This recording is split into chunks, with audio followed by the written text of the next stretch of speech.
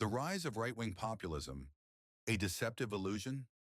At first glance, it may seem like right-wing populism is gaining momentum around the world, but that impression might be misleading. Even in the liberal capitalist United States, the country's slide into autocracy, where plutocratic oligarchs are paraded like disposable cups, is being met with growing unease. The Trump administration, which returned to power in 2025, may not actually signal the rise of neopopulism, but rather its exposure and slow decline. We're living in a time when sticky pessimism hangs over everything like a heavy mist. Many now believe the fall of populism and the far right is impossible, at least for the moment. But the situation isn't nearly as hopeless as it appears. If we take a closer look at the dynamics and deeper historical patterns of the modern world, we can already detect some key paradigms of the 21st century that will become even clearer from 2025 onward.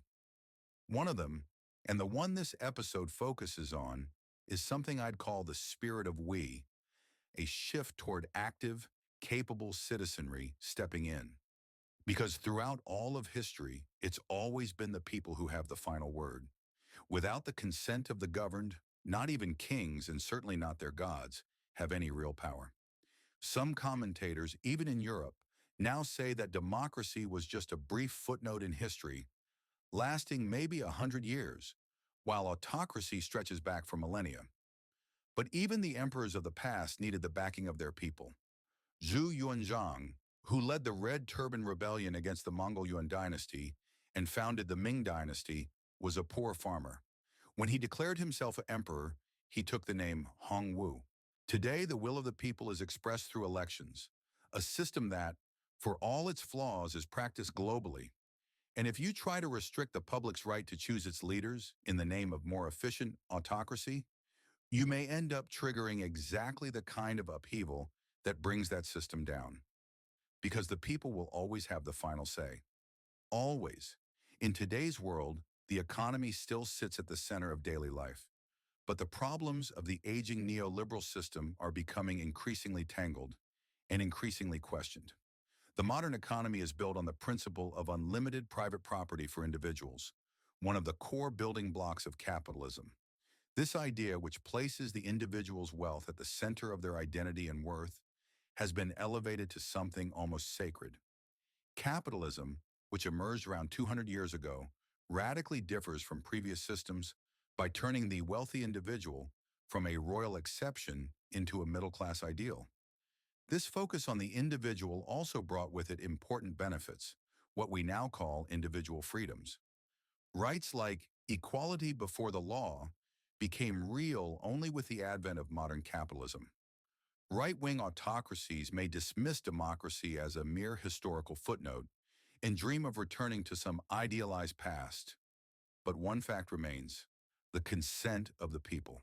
And today's people are not the peasants of old. They are educated, economically active, and essential pillars of the system, savvy consumers of Apple, Tesla, and Microsoft. Back in the Cold War era, the so-called socialist bloc was often seen as an alternative to liberal capitalism. But at its core, it carried the same capitalist DNA. Same labor systems, same currencies, same commodities.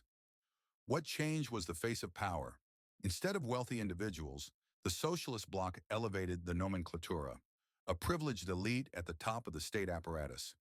This elite wasn't necessarily rich, but they had control, and that control allowed them to manipulate resources to serve their own interests. What really set the socialist countries apart was their suppression of individual rights in the name of society, even sanctifying the state and the collective good. But after experiencing both socialism and neoliberalism, it's now much clearer. Individual and collective rights must exist in balance. Wild capitalism, which assumes it can continue down an authoritarian path without democracy, has picked up some shiny new labels in recent years, like anarcho-capitalism.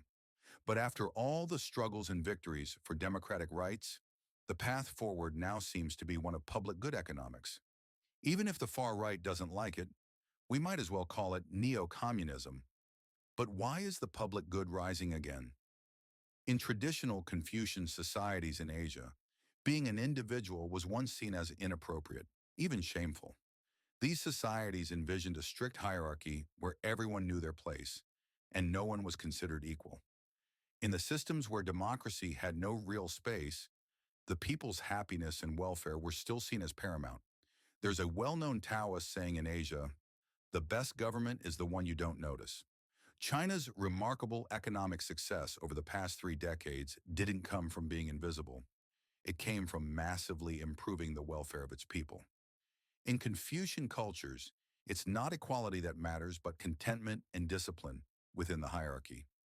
Yet when China's success is viewed only through its authoritarian lens, some draw the wrong conclusion. Maybe we'll be more successful if we become more authoritarian. This is a dangerous illusion, as countries like China and India, places where the we mindset runs deep, continue to rise. The question is, can this push the liberal capitalist system to transform into a public good-driven economy? Without changing its DNA, built on the wealthy individual, that seems unlikely. Even in Asia, restricting democracy in the name of the common good doesn't necessarily mean the public interest is being served. Many authoritarian regimes are surrounded by plutocracies, tight inner circles that privatize public resources and treat society as a pool to exploit. They don't even offer the people a flicker of hope to justify their authority. This shows us something important. A future politics that truly defends the public good doesn't need to be Eastern, Confucian, or based on traditional collectivism. On the contrary, whether East or West, any regime that hands national wealth to a privileged elite, no matter what it calls itself, Republican, Socialist, Anarcho-something, may find itself challenged by new, populist public movements starting in 2025. These new we societies, while valuing individuality, may also start putting limits on extreme private wealth, nationalizing excesses not to punish but to humanize.